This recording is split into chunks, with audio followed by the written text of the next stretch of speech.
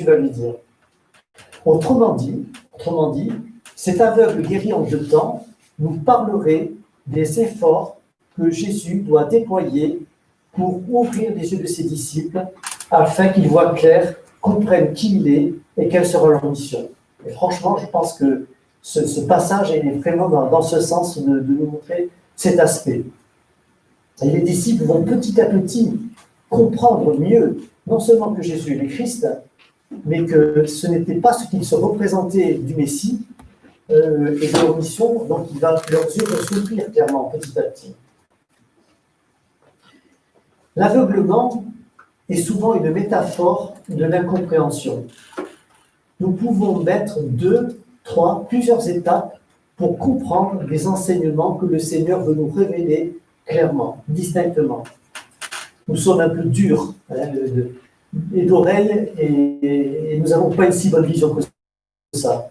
Par contre, ce qui est encourageant dans cette histoire, c'est que nous comprenons que nous pouvons progresser, voir plus clair, et donc pouvoir apprendre à mieux méditer, à mieux comprendre ce qu'est la vie d'un disciple, à mieux connaître la personne du Seigneur. Donc ça, c'est encourageant par cela. Nous avons chacun notre propre lenteur dans notre cheminement vers une foi plus pleine, plus vraie, plus éclairée. Et nous avons des étapes de progression les uns ou les autres. Notre prière doit être « Ouvre mes yeux, ouvre mon cœur, que je ne sois pas un demi-aveugle ou un demi-voyant. » Si nous sommes dans la présomption, comme Pierre qui peut reprendre Jésus, on sera beaucoup plus aveugle. Si on est dans la pauvreté spirituelle, se sachant dépendant du Seigneur, petit et humble, on sera tout complètement ouvert à progresser et à mieux discerner les choses. Comment Jésus s'y prend pour nous amener à voir? Donc ça sera le premier point de la première section. Eh bien, il nous prend par la main, il nous conduit hors du village, et là, il va mettre de la salive sur nos yeux. Littéralement, en grec, dans l'interlinéaire grec, parce que je ne sais pas parler le grec, et dans les commentateurs du texte, on voit qu'il est écrit en fait qu'il a craché sous les yeux de l'aveugle. Il n'a pas pris de la salive et lui a appliqué, il lui a craché dessus comme ça, a priori, et c'est intéressant de voir ce détail. La salive, c'est de l'eau. C'est une sécrétion, c'est une source d'eau. On fabrique de l'eau, c'est une source finalement, la salive. Avec une action biologique, avec des électrolytes, des enzymes en particulier. Alors, la salive a pour but de nous aider à digérer, c'est la première étape de la digestion. Ça nous aide à parler, parce que si on n'a aucune salive, c'est très compliqué, c'est pour ça que les orateurs, souvent, ils ont un petit verre. Ça a aussi une action thérapeutique sur la réparation de l'émail. C'est intéressant de le savoir. Également, ça peut aussi désinfecter, laver les plaies. Les animaux se lèchent les plaies, et vous vous souvenez de Lazare qui avait des plaies léchées par les chiens. Donc, cette eau de la salive semble nous parler de la source de la parole de Dieu, puisque l'eau dans la Bible, c'est la parole de Dieu, très souvent, c'est la Torah, l'image de la Torah. Donc, c'est la parole de Dieu qui nous permet de voir clair. C'est pour ça que la salive est appliquée sur les yeux. Mais Jésus ne fait pas que d'appliquer de la salive, il impose les mains à cet homme, et une deuxième fois, il va imposer les mains à cet homme pour toucher ses yeux. Nous avons non seulement besoin de la parole pour voir clair dans nos yeux obscurcis, mais aussi de ce contact, de toucher avec le Seigneur. Jésus touchait. Il a touché le lépreux, il touche les yeux de l'aveugle, et la semaine dernière, nous avons vu que Jésus a mis ses doigts dans les oreilles d'un sourd, il a mis de la salive sur sa langue.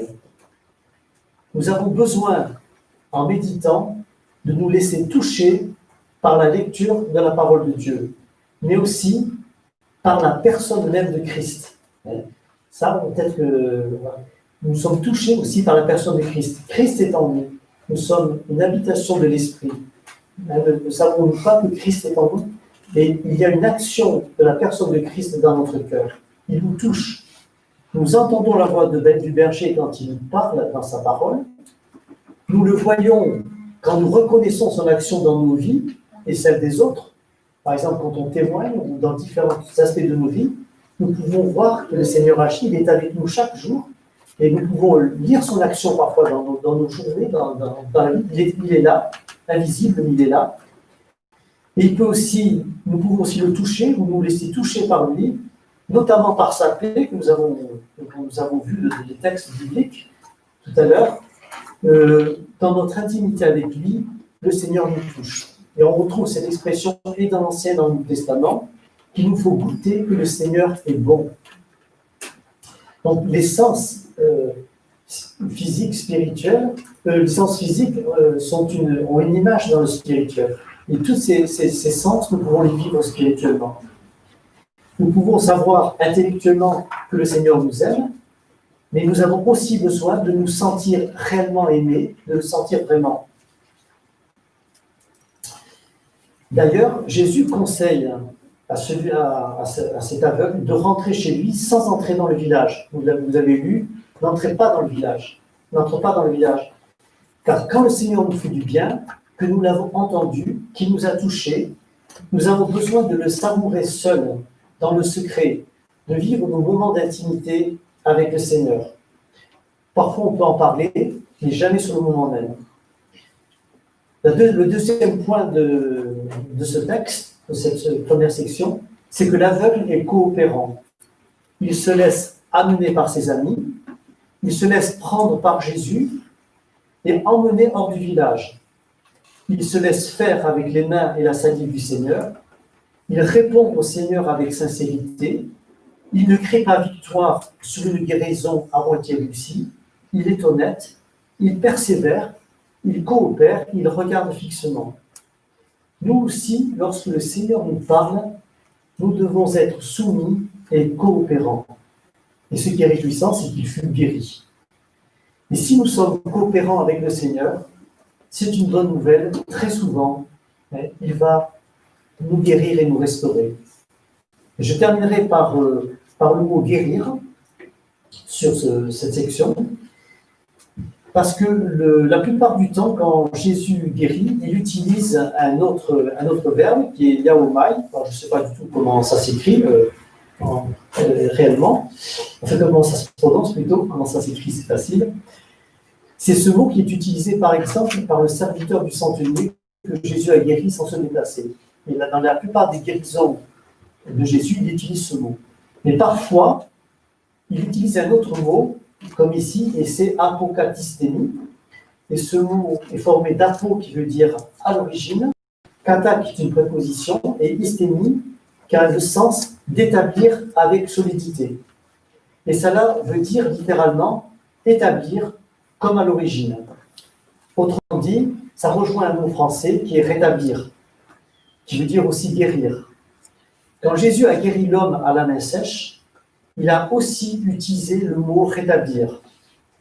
Et moi, j'ai aimé ce mot rétablir plutôt que guérir, parce que c'est un rappel que finalement, l'œil ou la main ont une fonction et qu'il y a en fait une remise en fonction comme à l'origine.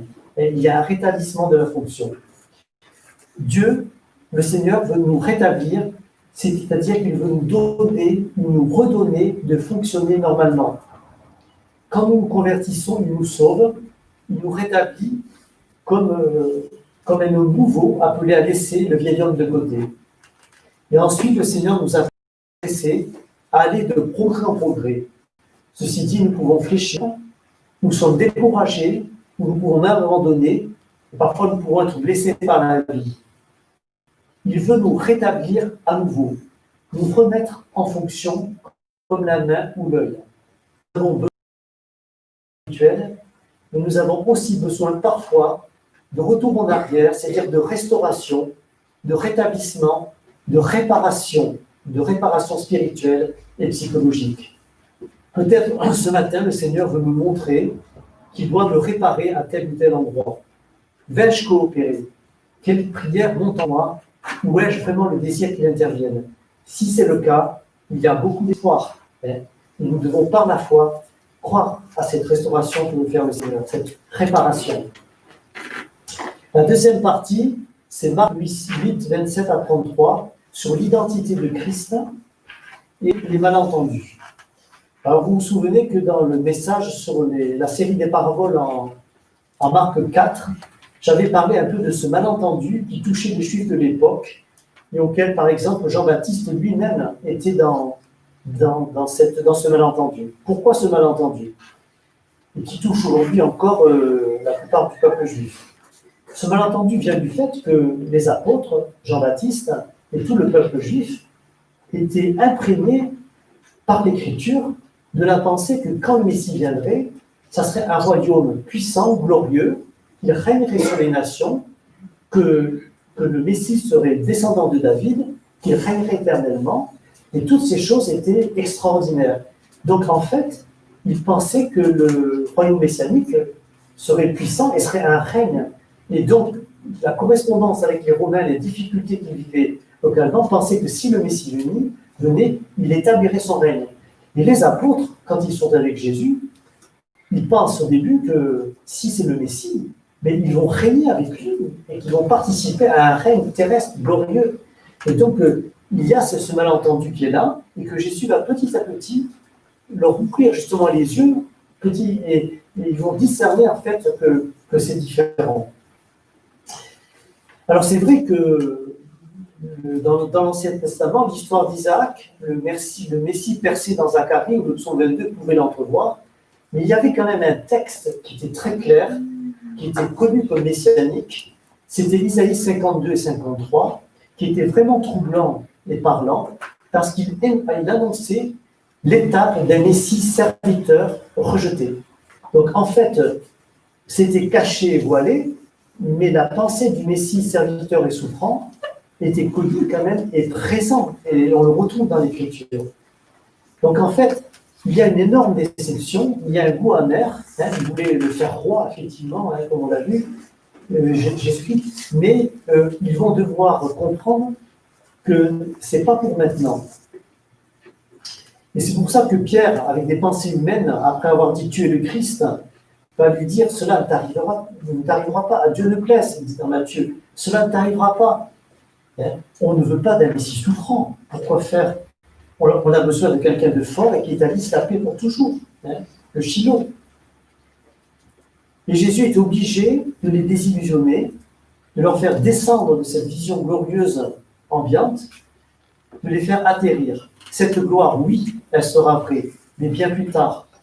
Il fallait d'abord que le Messie fasse l'expiation des péchés du monde entier. Non, les disciples, vous n'allez pas être sur des trônes dans quelques semaines, partageant le royaume, mais vous mourrez martyrs. Vous fonderez l'Église en annonçant l'Évangile au monde entier. Je vous parle ouvertement de ma mort et de ma résurrection, mais vous aussi, vous porterez en plus votre croix et vous me suivrez sur mon chemin de passion. Judas Iscariote n'a pas dû beaucoup apprécier ce changement de programme pour lui.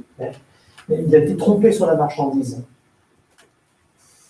Et Pierre est bien prêt à reconnaître que Jésus est Christ, le Messie, mais quand Jésus lui parle de ses souffrances et de sa mort, c'est incompréhensible. Non, ça c'est pas possible. Tu es le Christ, le Fils du Dieu vivant qu'on attend. Et on a ce contraste étonnant de voir qu'il est à la fois inspiré par l'Esprit, et dans Matthieu, il nous est dit que Jésus nous dit, c'est le Père qui t'a révélé cela, que je suis le Christ. Et après, ça va être Satan, c'est un peu dur, qui va l'inspirer. Et en fait, c'est pour nous quelque chose qui est important, parce qu'on peut dire, il faut se méfier de nous-mêmes, de nos pensées humaines dans l'œuvre de Dieu. Nos pensées humaines peuvent nous rendre, nous tromper. Et ces pensées humaines ont rendu aveugles les pharisiens. Il y a demi-voyants donc les disciples. Et c'est vrai que nous avons trop tendance à ne vouloir comprendre que ce qui nous plaît. Très souvent, on est dans le déni. Et je disais aussi tout à l'heure, dans la maladie, souvent les gens, quand ils ont une maladie grave qu'on leur annonce, il y a une période de déni, après il y a une période de révolte, puis après une période d'acceptation. Mais le déni, c'est naturel. On ne veut pas de ce qui ne nous plaît pas. Et donc, on comprend plus facilement ce qui nous intéresse, ce qui nous va, que ce qui, finalement, est déplaisant. Mais c'est la conscience de notre pauvreté, comme je le disais tout à l'heure, qui nous permettra au mieux de discerner la pensée de Dieu. Mais si nous avons un orgueil inconscient qui nous fait croire que nous raisonnons très bien tout seuls en nous servant de notre cerveau chrétien, nous nous trompons. Nous devons être conscients toujours de notre pauvreté pour pouvoir discerner. Et ne pas être dans l'arrogance quelque part de Pierre, par exemple, dans ce moment. Troisième section, Marc 8, 31 à 38. Alors Jésus va aggraver la chose. Il va leur dire, bon, je vais mourir, ça va être dur, on va être rejeté. Et en plus, vous allez porter votre croix vous-même, comme moi je vais la porter. La difficulté d'être disciple. Là où bien les disciples prenaient leur sac à dos et repartaient, ou bien il fallait qu'ils comprennent donc de mieux en mieux ce que le Seigneur voulait leur dire. Que petit à petit, leurs yeux s'éclaircissent comme cet aveugle. Suivre Christ, ce n'est pas encore régner, vous l'avez compris. C'est renoncer à soi, porter sa croix, le suivre parfois jusqu'à la mort, comme l'ont fait les apôtres, sauf Jean, et tant de chrétiens dans tous les temps. Il nous faut accepter que l'on puisse même perdre notre vie éventuellement. Est-ce fou? Non, pas du tout. Alors, je vais vous parler de deux livres pour expliquer, pour parler de ce texte. Tout d'abord, le livre de Ariane Gégère-Iriart, elle est alsacienne, de Colmar à Kaboul. Et dans ce livre, on voit un couple qui est profondément athée et qui, parce qu'il va perdre son fils, ils vont perdre leur enfant de 10 ans d'une leucémie aiguë, vont se retrouver au bord du suicide. D'abord la femme et puis l'homme qui finalement dit peut-être qu'on fera tous les deux. Et en fait, ces personnes athées vont se dire mais peut-être qu'il y a quelque chose après la mort. Et avant de se suicider, ils décident d'enquêter, de chercher, de voir. Ils vont aller dans l'occultisme, dans tout, ils vont chercher partout. Et finalement, au bout du chemin, ils vont se convertir. En plus, pas du tout en milieu évangélique. Ils vont se convertir à Jésus-Christ, découvrir la parole de Dieu, et ensuite ils vont découvrir les milieux évangéliques et s'intégrer dans les milieux évangéliques. Du coup, leur foi est tellement totale qu'ils vont s'engager dans des ONG chrétiennes et aboutir au fait qu'ils vont vendre tous leurs biens, quitter leur travail et fonder une ONG qui est connue, qui s'appelle le Pélican, et ils vont choisir d'aller à Kaboul. Ça fait 20 ans, une vingtaine d'années, qu'ils ont monté une ONG à Kaboul. Je ne vous dis pas toutes les péripéties par rapport à ça. C'était l'endroit rêvé pour mourir, ou pour vivre en tout cas dans une insécurité permanente, ce qui a été le cas. Et donc je vous encourage à lire ce livre, il est absolument extraordinaire. J'ai aimé ce livre. L'autre livre que j'ai lu, c'est Jusqu'à quand de Don Carson. Je fais la publicité pour la bibliothèque, qui ne fonctionne toujours pas pour l'instant. Et ça, c'est un livre, Jusqu'à quand, c'est sur la souffrance. C'est de la médecine préventive, comme le dit Don Carson. C'est dans le but de préparer les chrétiens au fait que la vie, c'est parfois compliqué, qu'on rencontre la souffrance dans sa vie. Et c'est un livre, vraiment, je crois que le livre que j'ai préféré sur un enseignement sur la souffrance. Ça ne peut pas être complet parce qu'on ne peut pas être complet dans ce domaine, mais c'est vraiment un livre vraiment à posséder dans sa bibliothèque et à prendre connaissance. Mais ce que j'ai aimé dans ce livre, disons que le verset de porter sa croix est commenté dans ce livre sur plusieurs pages, et je vous lis quelques extraits, puisqu'on ne peut pas faire un message entier sur porter sa croix. Voilà ce que dit Don Carson dans ce livre. Une foi authentique ne peut rester cachée. Elle se manifestera pour rendre témoignage de Jésus et de ses paroles devant un monde qui le rejette. L'eau propre du monde fait partie intégrante de la vie chrétienne. L'emploi métaphorique de la croix veut dire que ceux qui désirent suivre Jésus-Christ doivent renoncer à tout intérêt personnel, être libérés des gloires et des séductions de ce monde et être prêts à souffrir même de la façon la plus ignominieuse. Fin des citations de Don Carson. Et c'est vrai que c'est bien plus fou que de vouloir gagner le monde entier, d'être l'homme le plus riche de la terre et de perdre son âme. Notre foi, en fait, elle est cohérente et logique. Et le Seigneur nous le montre dans un sens à cause de l'espérance que nous avons. Nous vivrons éternellement. Nous avons la promesse de la vie. Que peuvent nous faire des hommes? Nous tuer ne détruit pas absolument pas notre espérance. car nous régnerons un jour avec Christ éternellement. Si le Seigneur ne nous promet pas un évangile de prospérité sur cette terre, mais des souffrances en tant que disciples, il nous promet la gloire à venir dans son futur royaume. C'est pourquoi le Seigneur, au verset 38, nous exhorte à être fiers d'être disciples de Christ au milieu de ce monde insensé et pécheur. Car ce malentendu, cette désillusion cessera. Il fallait que Jésus souffre et ses disciples aussi. Pour nous, c'est beaucoup plus facile de le comprendre puisqu'on a le recul maintenant. Mais oui, Jésus viendra dans la gloire de son Père. Vous étiez dit, notre espérance est plus qu'immense. En conclusion, oui, nous n'avons peut-être pas une bonne vue, comme cet aveugle, et nous mettons du temps à comprendre tout ce que cela implique d'être disciple. Et si nous sommes dociles comme cet aveugle, le Seigneur va continuer de nous éclairer, de nous fortifier et de se faire connaître à nous. Je terminerai par le verset d'1 Corinthiens 13, 12. Aujourd'hui, nous voyons d'une manière obscure, mais alors nous verrons face à face. Aujourd'hui, je connais en partie, mais alors je connaîtrai comme j'ai été connu. Cela veut dire que tant que nous sommes sur cette terre, nous sommes comme cet aveugle guéri en 2 fois. Nous voyons ici-bas encore flou, mais un jour, nous verrons clair. Amen.